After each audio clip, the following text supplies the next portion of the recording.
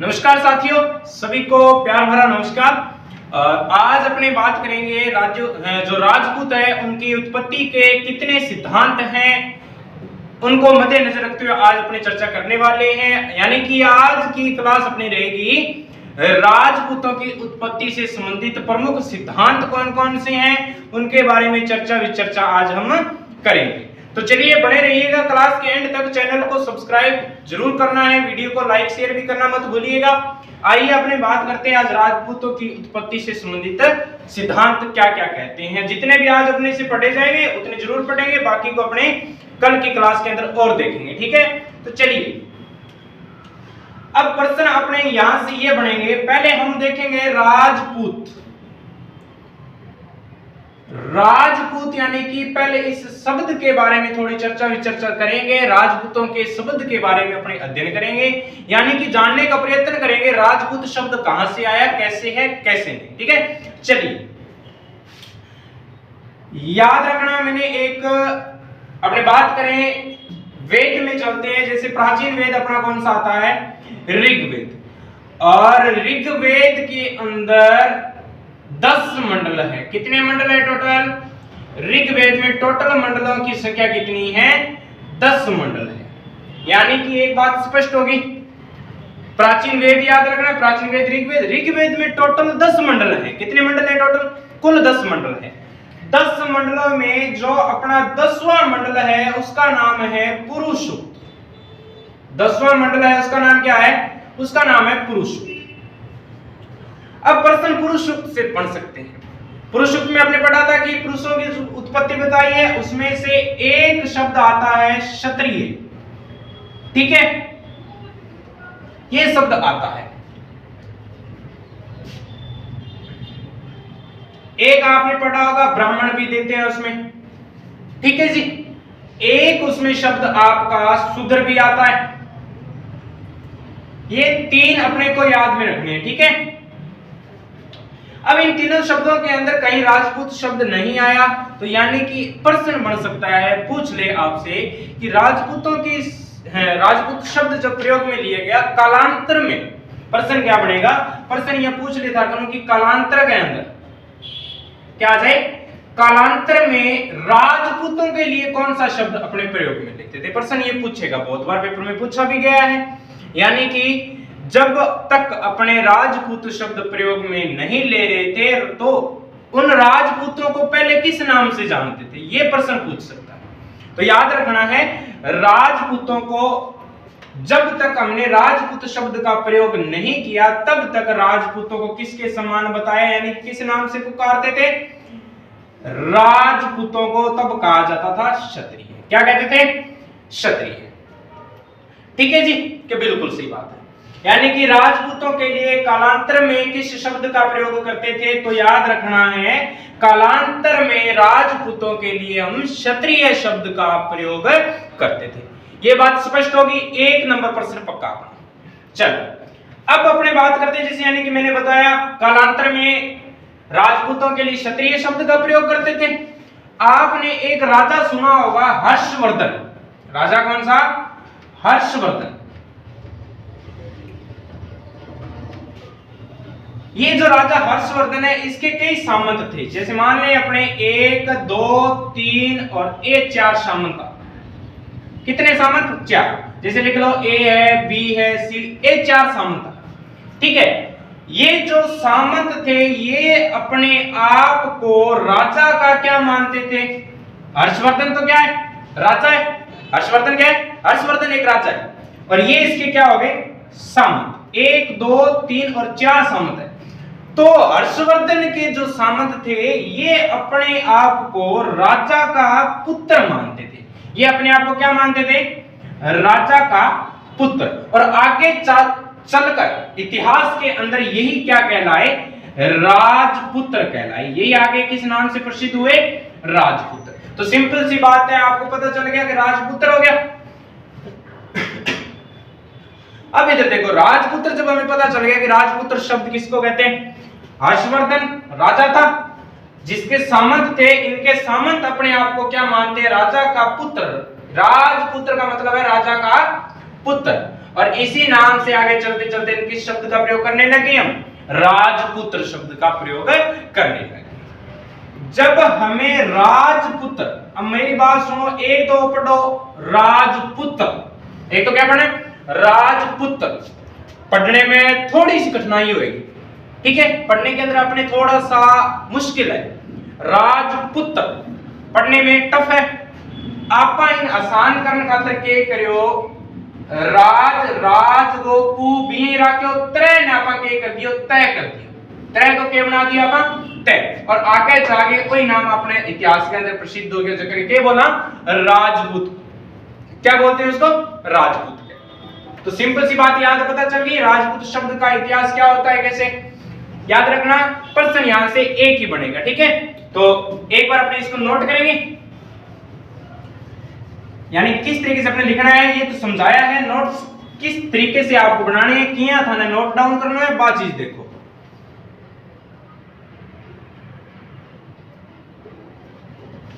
अब इधर देखना है, ठीक है। मैंने बात बताई थी आपको, एक बार अपने इसको लिख लो यूं करके कि कालांतर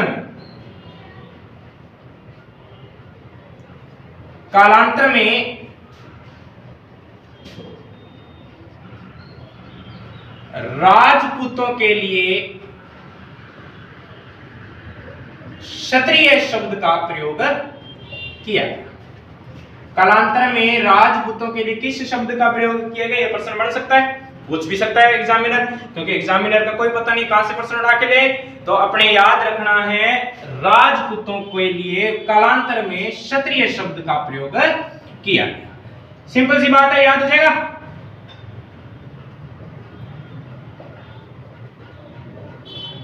ठीक है, तो जल्दी से ये लाइन नोट कीजिए, उसके बाद अपने आगे चलते हैं।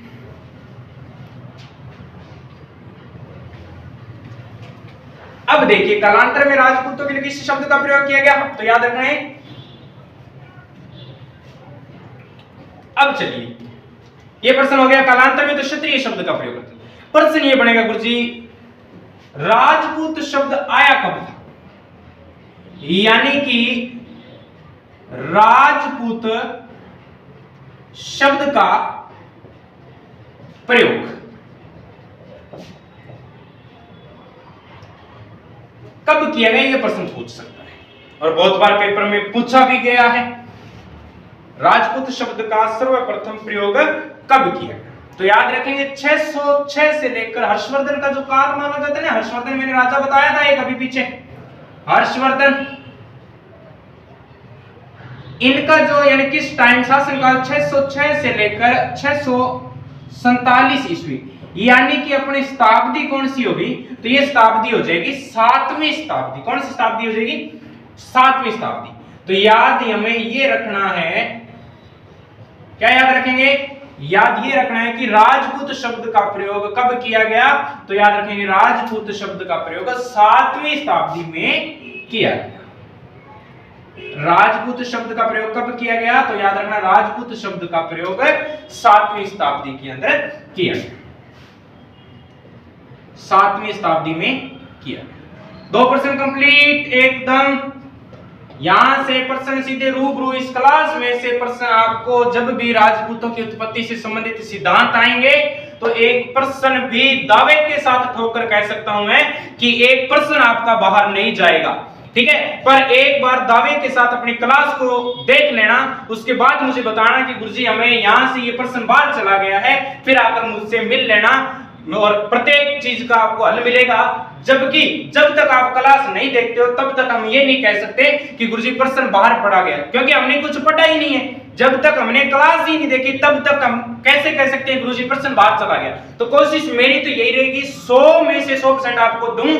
अब आपको डिपेंड ये करना है कि आप कितना ग्रहण करते हो, कितनी बार उस क्लास को देखते हो, कितनी बार उसको नोट डाउन करते हो, और किस तरीके से उसको पढ़ते हो, वो आप पर डिपेंड करता है। मेरा काम इतना ही होगा कि आपको पढ़ाना है, जबकि आपका काम ये है कि आप कैसे पढ़ते हो, उसको याद कैसे रखते हो, ये आप पर डिपेंड करता है, ठीक है। चलिए तीसरी लाइन, अपने तीसरा प्रश्न और बनाएंगे, ठीक है। राजपूत शब्द का प्रयोग कब किया गया, तो याद रखेंगे 7वीं शताब्दी के अंदर। प्रश्न बनकर आएगा राजपूत काल, याद रखना 7वीं शताब्दी से लेकर 12वीं शताब्दी का टाइम पीरियड, 7वीं शताब्दी से लेकर 12वीं शताब्दी तक का काल कौन सा काल कहलाएगा इतिहास में? तो याद रखना 7वीं से 12वीं शताब्दी का काल राजपूत काल कहलाता है। कौन सा काल कहलाता है? तो याद रखना राजपूत काल कहलाता है। यह प्रश्न पूछा गया पेपर के अंदर। किसमें पूछा गया? पेपर में। और 100% आने की गारंटी भी रहेगी, क्योंकि ये अब की बार पेपर बनने में पूरा अपना सहायता देगा। तो इसलिए आगे इंपॉर्टेंट लगाकर अपने इसको कंप्लीट करेंगे। चलिए उसके बाद आगे और देखते हैं। मैंने 3 बातें लिखाई है अभी तक, तीनों की तीनों याद हो जानी चाहिए। 3 क्या लिखाई कि कालांतर में राजपूतों के लिए कौन सा शब्द प्रयोग में लेते थे? तो याद रखना क्षत्रिय शब्द का प्रयोग लेते थे। और सेकंड बात मैंने क्या लिखाई है? दूसरी बात मैंने ये लिखाई थी कि राजपूत शब्द का प्रयोग कब किया गया? तो याद रखेंगे 7वीं शताब्दी के अंदर किया गया था। ठीक है, अब बात आई तीसरी बात अपने के 7वीं से 12वीं शताब्दी तक का काल क्या कहलाता है? 7वीं से लेकर 12वीं शताब्दी तक का काल राजपूत काल कहलाता है। क्या कहलाता है? राजपूत काल कहलाता है। ठीक है, एक चीनी यात्री थे जिनका नाम आता है ह्वेनसोंग। चीनी यात्री कौन? ह्वेनसोंग। ह्वेनसोंग की एक पुस्तक है जिसका नाम है सीयूकी। ह्वेनसोंग की पुस्तक का नाम क्या है? ह्वेनसोंग की एक पुस्तक है, उस पुस्तक का नाम है सीयूकी। इस पुस्तक के अंदर कहीं कहीं तो राजपूत शब्द का प्रयोग लिया गया है। कहीं पर तो क्या शब्द मिल रहा है इसमें? इस पुस्तक के अंदर कहीं तो राजपूतों के लिए राजपूत शब्द का प्रयोग किया गया, जबकि कहीं कहीं क्षत्रिय शब्द का भी प्रयोग किया गया है। तो ये भी बात अपने को नोट डाउन याद हो जानी चाहिए। क्या याद रखेंगे कि ह्वेनसोंग की पुस्तक सीयूकी में कहीं कहीं तो क्या कहा गया? कहीं कहीं तो उनका नाम राजपूत लिया गया, राजपूतों से संबंधित, और कहीं कहीं उनकी बात क्षत्रिय शब्द का भी प्रयोग किया गया। ठीक है, अब चलिए प्रश्न बन सकता है अगर पूछ ले राजपूत शब्द किस भाषा का शब्द है? तो याद रखना राजपूत शब्द संस्कृत भाषा के राजपुत्र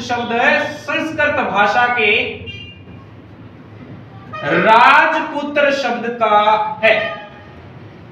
राजपूत शब्द किस भाषा का है? तो याद रखेंगे संस्कृत भाषा के राजपुत्र शब्द का सही विवरण है।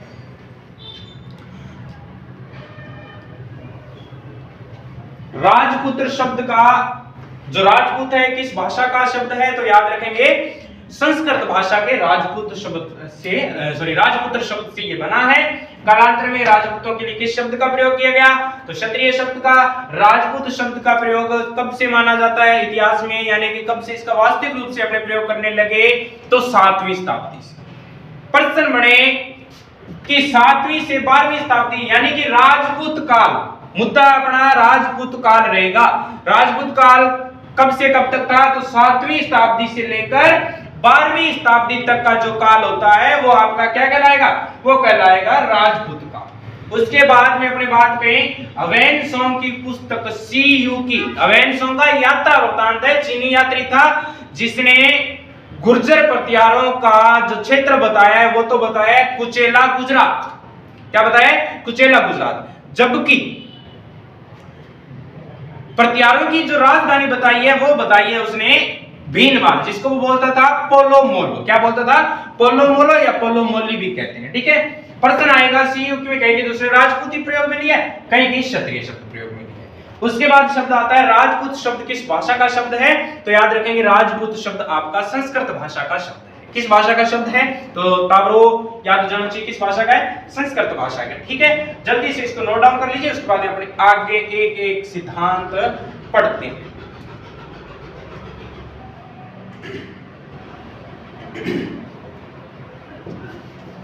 चलिए, ये तो तो थोड़ा बहुत ये राजपूतों की सामान्यतः शब्द के बारे में अपने को जानकारी मिलती है। अब अपने देखेंगे राजपूतों की उत्पत्ति से संबंधित सिद्धांत कौन कौन से हैं और कौन कौन से सिद्धांत क्या क्या बातें लिखते हैं, तथ्य विवरण उन पर देखेंगे, चर्चा करेंगे। जितने आज की क्लास में सिद्धांत होते हैं उतने आज पढ़ेंगे, बाकी के सिद्धांतों को अपने कल की क्लास के अंदर और देखेंगे। चलिए हेडिंग डालेंगे राजपूतों की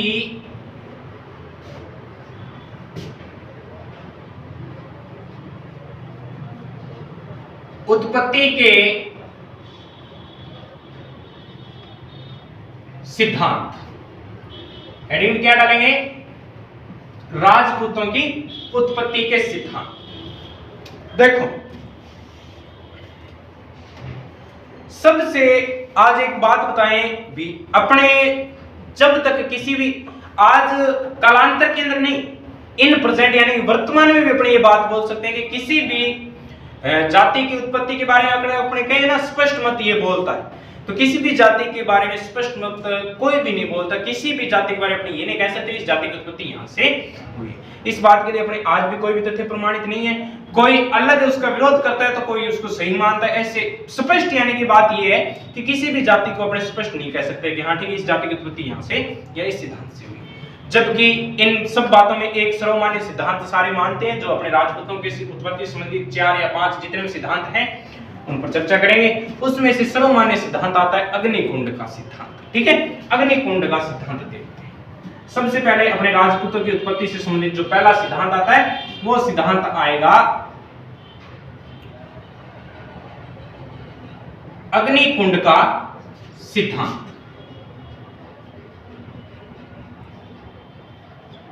ठीक है, इस सिद्धांत में प्रश्न तो आपका एक ही बनता है पर 3-4 बातें अपने देख लेंगे। ऑथेंटिक है जो भी कई बार पेपर में पूछ भी लेता है, उन पर चर्चा करेंगे। अग्निकुंड सिद्धांत की प्रश्न ये बनेगा, अग्निकुंड सिद्धांत की जानकारी किसमें मिलती है? पूछ सकता है क्योंकि एग्जामिनर को कोई पता नहीं कौन से प्रश्न उठा के ले, तो याद रखना है अग्निकुंड सिद्धांत की जानकारी अपने को पृथ्वीराज रासो में मिलती है। किसमें मिलती है जानकारी? पृथ्वीराज रासो नामक एक ग्रंथ के अंदर। और इस पृथ्वीराज रासो ग्रंथ के रचयिता रचनाकार पूछ सकते हैं तो याद रखना चंद्रबरदाई।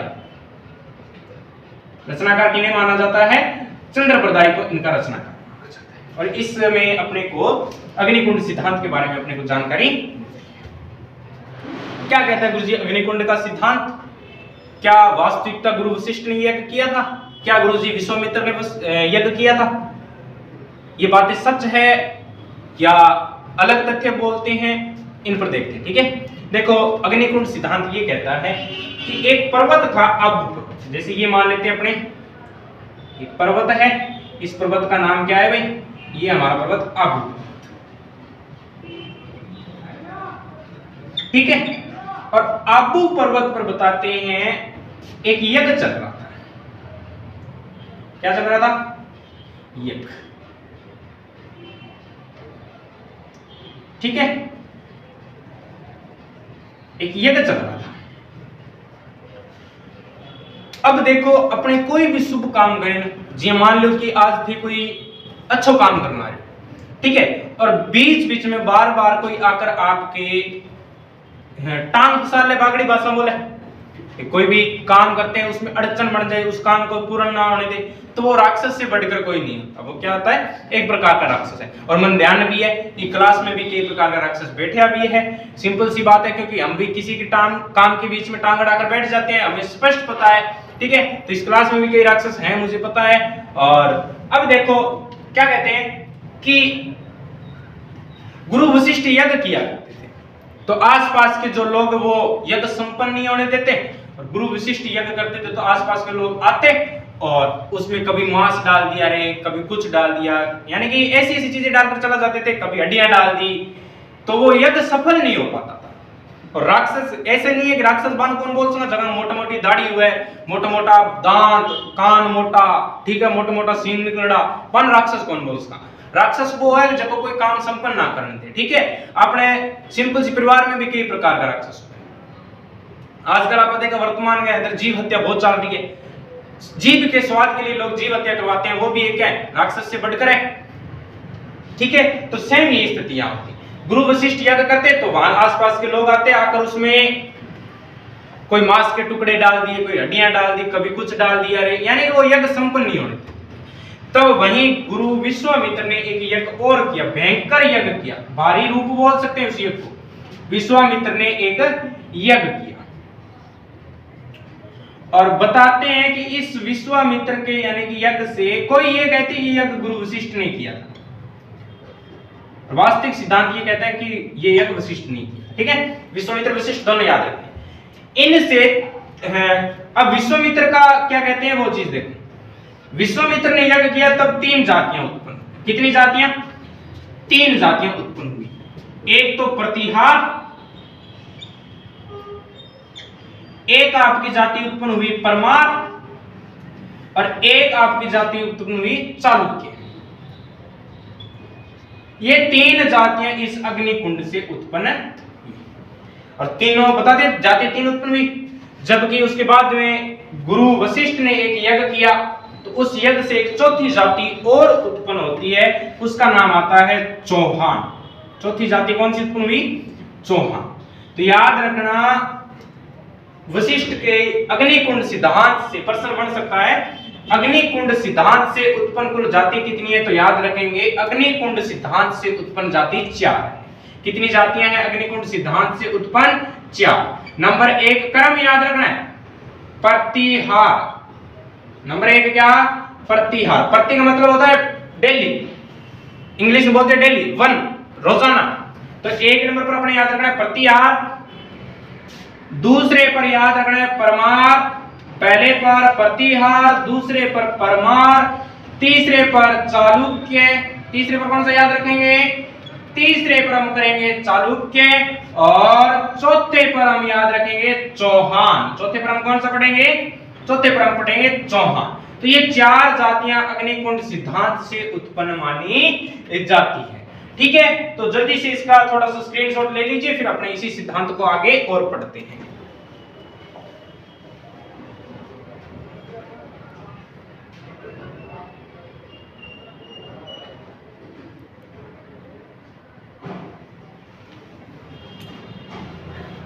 जल्दी से भी नोट कर लीजिए, उसके बाद अपने शुरू करते हैं आगे। और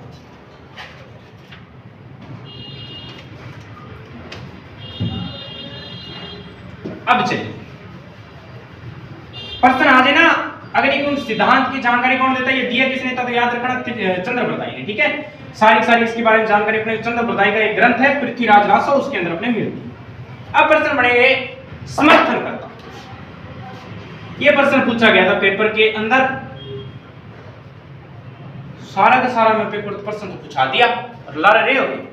अरे रिपीट प्रश्न हुए हैं, बार-बार कई बार पेपर में आते रहते हैं, ये माने प्रत्येक पेपर में ये प्रश्न बार-बार आते हैं। समर्थन करता, किसके समर्थन करता है? गुरुजी यहां चुनाव लड़ रहे हैं हम, चुनाव नहीं, अग्निकुंड सिद्धांत के समर्थन करता किन्हें माना जाता है? ये प्रश्न पूछा गया था। तो याद रखना, सबसे पहले 1 नंबर पर हम याद रखेंगे सूर्यमल मिश्रण। अग्निकुंड सिद्धांत के समर्थन करता कौन है? सूर्यमल मिश्रण। दूसरे नंबर पर मनोत नैन्सी।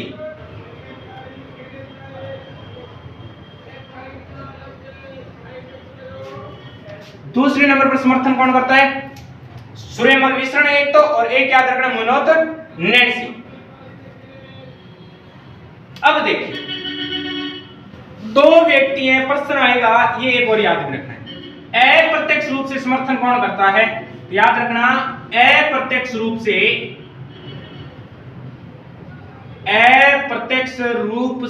समर्थन, अप्रत्यक्ष रूप से समर्थन colonel James Tod,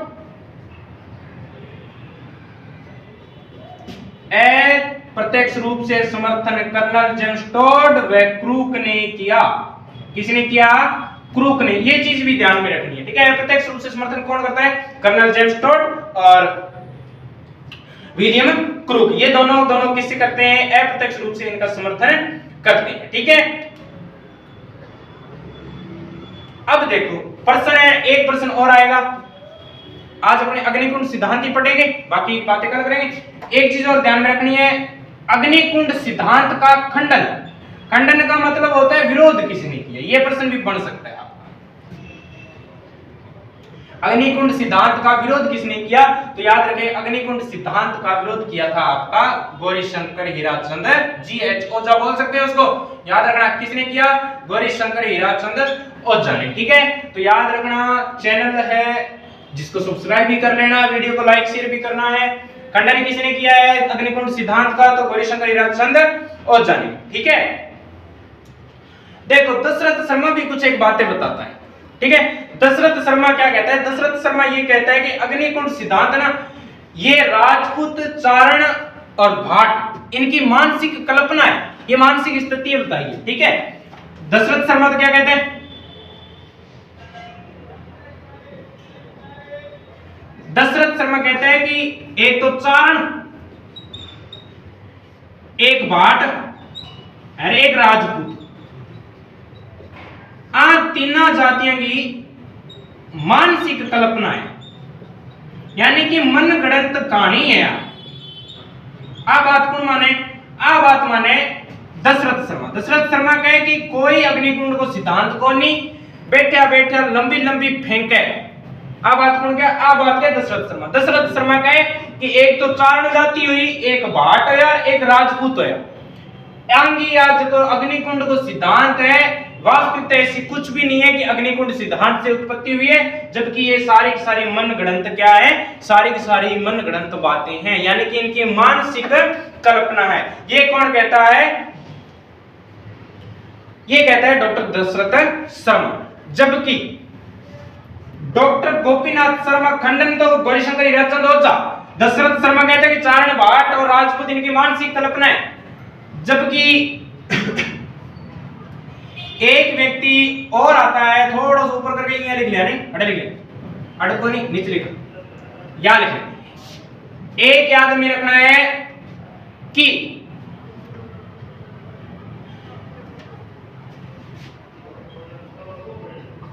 Gopinath Sharma